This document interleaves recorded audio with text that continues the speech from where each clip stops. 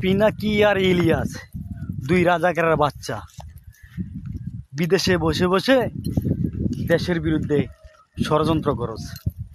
শুয়োরের বাচ্চারা শোন, তোদের ওই কথা কারা শুনে জানোস? যে রাজাকারের বাচ্চারা আছে না, কিছু বলদ, এই বলদেরা তোদের কথা শুনে।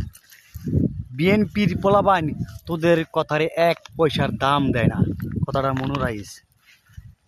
নেতাগিরি করস বিদেশে বসে বসে, হ্যাঁ?